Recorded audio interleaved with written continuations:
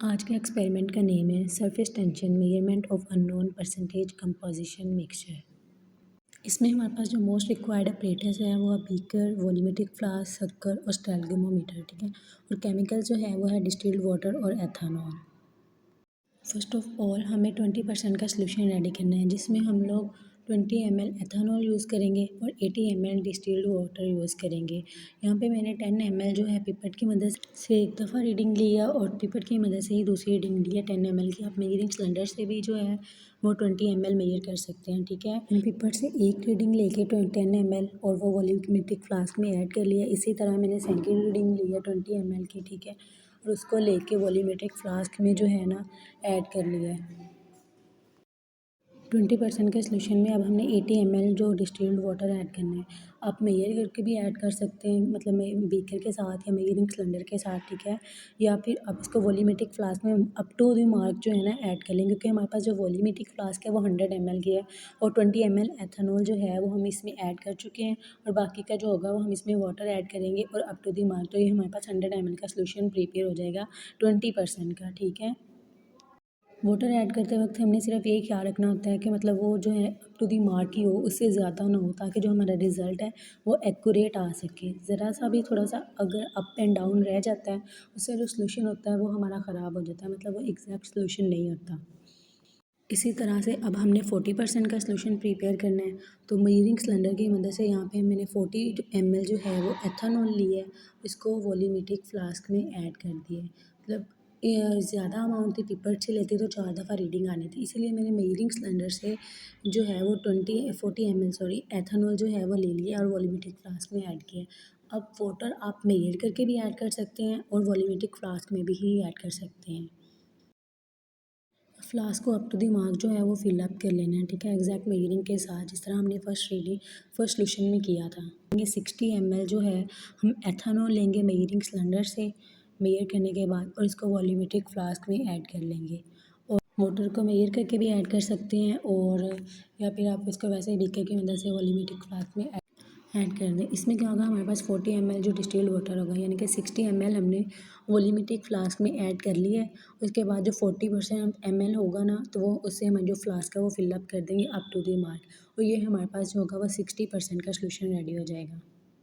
इसी तरह अब हमने एक अननोन सोल्यूशन प्रिपेयर करना है, जिसमें बगैर मेजरमेंट के जो है वो एथेनॉल ऐड किया और उसके बाद जो वाटर है वो ऐड कर दिया, up to the mark fill किया और 100 ml का जो है ये सोल्यूशन प्रिपेयर कर लिया। इसकी जो कंसनट्रेशन है वो हमने फाइंड करनी है, करेंगे, ठीक है। अब यहाँ फर्स्ट पे जो है वो 20% सोल्यूशन जो है उसकी वैल्यूज़ को फाइंड करना है। उसके लिए हम जो स्टेरिगोमीटर का यूज़ कर रहे हैं, ठीक है, उसको स्टेरिगोमीटर पे हमने शक्कर अटैच की है और सोल्यूशन जो है उसकी कुछ क्वांटिटी जो है वो बीकर में ऐड कर ली है। फिर शक्कर की मदद से उसको सक किया है, मतलब कि पॉइंट ए से भी थोड़ा ज़्यादा सक कर लिया है, ताकि जबकि हम थंब रखें तो वो तो पॉइंट ए तक आने तक जो है वो स्टॉप हो जाए।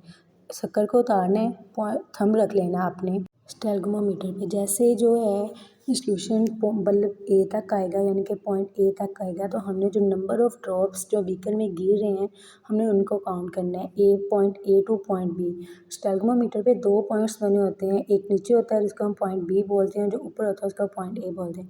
यहाँ से यहाँ तक जितने भी नंबर ऑफ़ ड्रॉप्स नीचे गिर रहे हैं हमने उनको काउंट करना है और जितने भी नंबर ऑफ़ ड्रॉप्स होंगे वो हमारी फर्स्ट रीडिंग होगी। इसी तरह जो हमने सेकंड रीडिंग लेनी है 20% सोल्यूशन के, उसमें भी हमने यही सेम प्रोसीजर रिपीट करना है कि शक्कर की मदद से उसको उस सोल्यूशन को सक करना है पॉइंट ए से तक आने तक। जब बस ये देखिए पॉइंट ए तक आ गया है, उसके बाद इसके ऊपर जो थंब है ना वो छोड़ देना है, ताकि जो नंबर ऑफ़ ड्रॉप्स है ना वो इजीली काउंट किए जा सकें। तो पॉइंट ए से पॉइंट बी तक हमने जितने भी नंबर ऑफ़ ड्रॉप्स होंगे उनको काउंट कर लेना है। काउंट करने के बाद जो भी वैल्यू हमारे पास आएगी वो हमारे पास सेकंड रीडिंग होगी। सेम प्रोसीजर रिपीट करना है और हमने 20% सोल्यूशन की थर्ड रीडिंग लेनी है। इसके लिए भी हम लोगों ने शक्कर की मदद से सक करना है और पॉइंट ए से पॉइंट बी तक नंबर ऑफ़ ड्रॉप्स जितने भी होंगे उनको कैलकुलेट करना है और रीडिंग को नोट डाउन कर लेना है और तीनों की एवरेज ले लेनी है। अब जो है हमने एक्सपेरिमेंट परफॉर्म करना है 40% सोल्यूशन के साथ। इसमें भी हमने सेम प्रोसीजर रिपीट करना है कि शक्कर की मदद से जो है स्टेरिगोमीटर को में सोल्यूशन को सक करना है और पॉइंट ए से पॉइंट बी तक जो है वो इसकी रीडिंग लेनी है। इसकी जो रीडिंग होगी वो नंबर ऑफ़ ड्रॉप्स जो होंगे वो पहले की निस्बत ज़्यादा आएंगे, क्योंकि इसमें एथेनॉल जो है वह ज़्यादा है और वो वाटर की निस्बत जो है वो थोड़ा स्लो डाउन नीचे आती है, इसीलिए इसकी जो रीडिंग होगी ज़्यादा आएगी। सेम प्रोसीजर के साथ हमने इसकी भी सेकंड रीडिंग लेनी है और थर्ड रीडिंग लेनी है। सेम फर्स्ट सोल्यूशन की तरह हमने तीनों की एवरेज ले लेनी है और हमारे पास एक एक्यूरेट वैल्यू आ जाएगी। नेक्स्ट जो है वो हमने 60% सोल्यूशन के साथ एक्सपेरिमेंट परफॉर्म करना है। तो उसमें भी हम लोग ऐसे करेंगे कि शक्कर की मदद से स्टैल्गोमीटर को सक करेंगे, उस पर थंब रखेंगे और नंबर ऑफ़ ड्रॉप्स जो हैं वो काउंट करेंगे पॉइंट ए से पॉइंट बी तक। तो इसकी जो वैल्यूज़ होगी वो पहले से भी ज़्यादा आएगी, सेकंड रीडिंग से भी ज़्यादा आएगी, क्योंकि इसमें 60 ml एथेनॉल है और नंबर ऑफ़ ड्रॉप्स जो होंगे वो ज़्यादा होंगे। 3 रीडिंग्स लेनी है हमने सेम प्रोसीजर के साथ, फर्स्ट, सेकंड और थर्ड, और फिर तीनों की एवरेज ले लेनी है। तो ये हमारे पास जो होगी रीडिंग आ जाएगी वो 60% सोल्यूशन की होगी। नेक्स्ट हमने अननोन सॉल्यूशन को परफॉर्म करना है। अननोन सॉल्यूशन भी जो हमने प्रिपेयर किया था उसको बीकर में ऐड कर लिया है और शक्कर की मदद से स्टैल्गोमीटर को सक किया है और नंबर ऑफ़ ड्रॉप्स काउंट किए हैं। सेम प्रोसीजर के साथ हमने अननोन की भी 3 रीडिंग्स लेनी है, 1 2 3, और सेम प्रोसीजर बताना है। और इसकी जो रीडिंग होगी मतलब नंबर ऑफ़ ड्रॉप्स जो होंगे वो हमें नहीं मालूम, क्योंकि हमें इसकी जो है मेजरमेंट ही नहीं पता। इसकी जो मेजरमेंट है वो हमने फाइंड करनी है। नेक्स्ट है हमारे पास ऑब्जर्वेशन एंड कैलकुलेशंस।